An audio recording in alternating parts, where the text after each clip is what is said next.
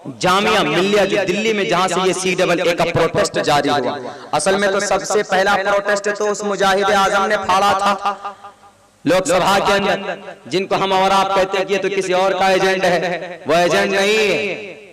अगर वो एजेंट होता, अगर एजेंट होकर भी जो संविधान की बात करे, जो हमारी बात करे, गरीबों की बात करे, दलित की बात करे, तो फिर तो भाई वही एजेंट बढ़िया है। हमारा दोस्त कौन?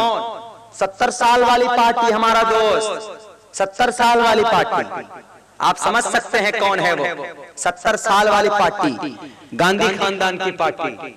बहुत करीब कर दिया मैंने, लेकिन आपको पता आसाम के अंदर जो NRC लागू हुआ किनका पास किया हुआ था? उसी 70 साल वाली पार्टी। बाबरी मस्जिद को ताला लगवाने वाला कौन? उसी 70 साल वाली पार्टी। बाबरी मस्जिद में मूर्ति रखवाने वाला कौन? उसी 70 साल की पार्टी। रिजर्वेशन नहीं देने वाला कौन? वही 70 साल की पार्टी। बिरयानी बनाते हैं ना, क्या डालते हैं? मसाला। बिरयानी बढ़िया बन जाती है तो सबसे पहले किसको उठा के फेंकते हैं? मसाला को उठा उठा के नीचे रख देते हैं। क्यों? मुंह में चला जाए तो कड़वा लगेगा। बिरयानी तो खा लेंगे। अब बिरयानी बनाने के लिए बढ़िया गोश्त भी डालते हैं, गोश्त को खा लेते हैं और हड्डी को उठा के चूस चूस के कुत्ते को डाल देते हैं। ऐसे इस देश के मुसलमानों के साथ वोट की बारी आएगी, हम सेक्युलर पार्टी, अब मुसलमानों हम आपके मसीहा हैं, अब मुसलमान बेचारा आंख बंद करके कुछ नहीं देखा, लो आप सेक्युलर पार्टी। और जब मुसलमानों की CAA NRC की मस्जिद की बात आती है, मुंह में बन जाते हैं। तलाक के ऊपर बिल पास हुआ तो कांग्रेस चाहती तो रोक सकती थी कि नहीं रोक सकती थी? अभी CAA पे जो पास हुआ कांग्रेस चाहती तो रोक सकती थी कि नहीं रोक सकती थी? नहीं रोका। क्यों?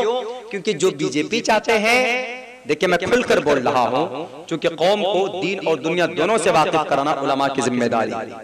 बहैसियत आलिम मैं कह रहा हूं, जो बीजेपी चाह रही है वही बात कांग्रेस भी चाहती।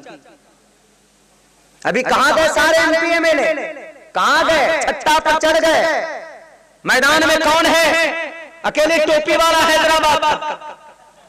शाहीन बाग में कौन है? माए बहने कहां चले गए? MP कहां चले गए? मेरे इनके दिल में घुस गए, नामो निशान का पता नहीं। दिल्ली में दंगा हुआ, एक लफ्ज कांग्रेस पार्टी के लोग नहीं बोले। केजरीवाल साहब ले लिया वोट, 42-42 विधायक आपने जिता दिया। दिल्ली के अंदर दंगा हुआ, दिल्ली के CM थे, होम मिनिस्टर थे, दिल्ली के चीफ मिनिस्टर थे, CM चीफ मिनिस्टर हुआ करते हैं, वो दिल्ली के थे। वो चाहते तो एक दिन के अंदर रुक सकता था वहां का दंगा, लेकिन नहीं, उन्होंने भी नहीं रोका। 62 MK मेरे थे, घुस गए बिल में। उत्तर प्रदेश के अंदर अखिलेश मायावती जी, जिनके 6 तकरीबन MP हैं उनके और 24 MLAs हैं उनके, दंगा हुआ दिल्ली के अंदर, कोई नहीं बोला। CAA हुआ, कोई नहीं बोला। बोले तो कौन? टोपी दाढ़ी वाले। बोले तो कौन? पार्लियामेंट में वो अवैसी बोले। क्यों? वही ठिकाने का क्या हुआ?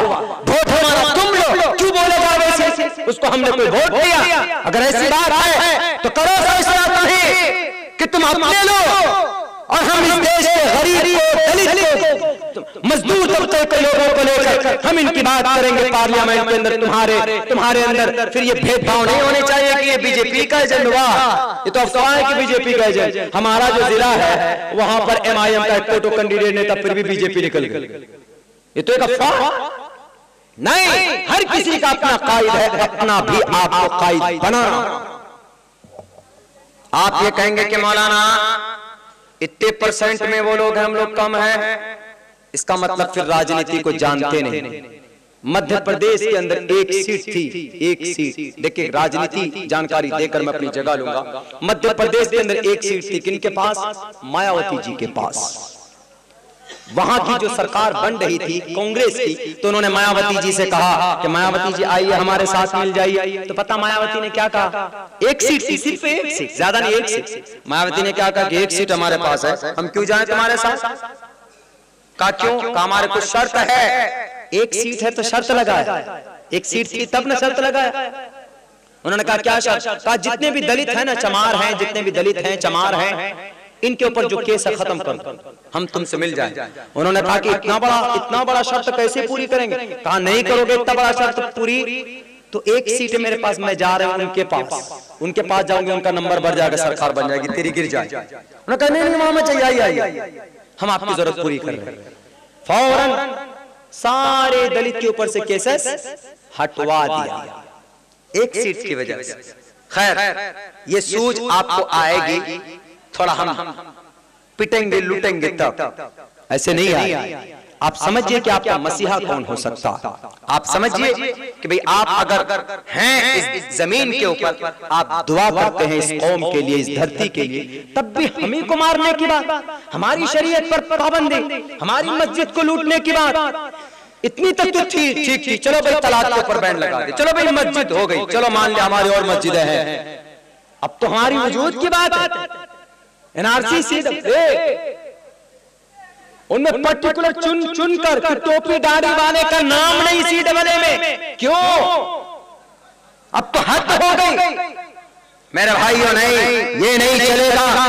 इसलिए आप लोगों को डरना नहीं है किसी से और किसी से घबराना नहीं है। इस देश के अंदर हमारे आबा व अजदाद के खून शामिल है। शामली के मैदान की दोनों दीवार को खोद कर देखो, हमें टोपी दाढ़ी वालों के खून नजर आएंगे आपको। इस धरती के ऊपर हमारा एहसान, हम इस धरती के ऊपर हमने अपने बच्चों, मदरसों के अंदर जो बच्चे पढ़ते थे, जब जालिम अंग्रेज आया था तो उलमाए किराम अपने बच्चों को लेकर ऐसे ढाल के तौर पर इस्तेमाल किया था, तब जाकर जालिम अंग्रेज इस देश से भागे थे, ऐसे नहीं भागे थे। आज उनको भगाने की बात कर रहे। अगर आपको शक हो कि इस देश के मुसलमान को, इस देश के मुसलमान वंदे मातरम नहीं बोलते, भारत माता की जय नहीं बोलते और जय श्री राम का नारा नहीं लगाते हैं, तो इस देश के मुसलमानों को इस देश से मोहब्बत नहीं, तो आपकी गलतफहमी है। क्यों?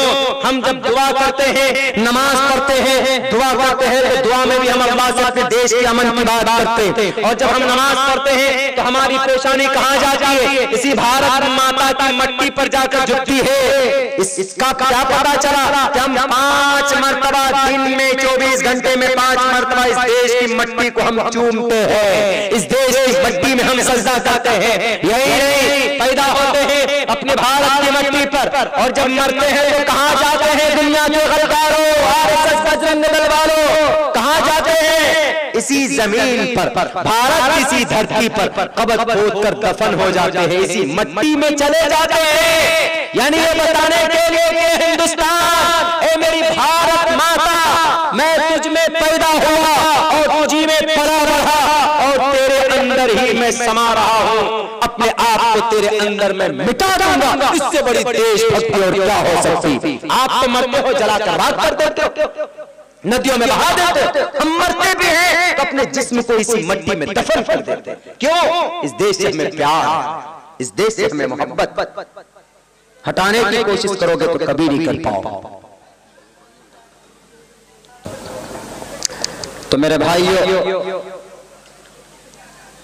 दुनिया के अंदर हालात आते रहे हमेशा, ये एक तरह का हालात है, हमें इससे घबराना नहीं है। अगर हम घबराएंगे तो जाहिर सी बात है कि नुकसान आपका होगा। जहां जहां पर भी हमारी माएं बहनें हैं, प्रोटेस्ट में हैं, एहतजाज में हैं, तो हम उनके लिए दुआ करें और हम उनके लिए दुआ करें और जरूरत पड़े तो हम वहां पर शरीक भी हो जाएं। एक बात याद रखिएगा, अल्लाह तबारक व तआला ने आपके अंदर सबसे बड़ी ताकत दे रखी है, अल्लाह ने वो ईमान की ताकत दे रखी है। अल्लाह तबारक व तआला, अल्लाह के नबी अलैहिस्सलातु वस्सलाम और सहाबाए किराम भिड़ जाते थे किसी से भी। किस ताकत की बुनियाद पर? किस दौलत की बुनियाद पर? इसी ईमान की बुनियाद पर और इसी ताकत की बुनियाद पर।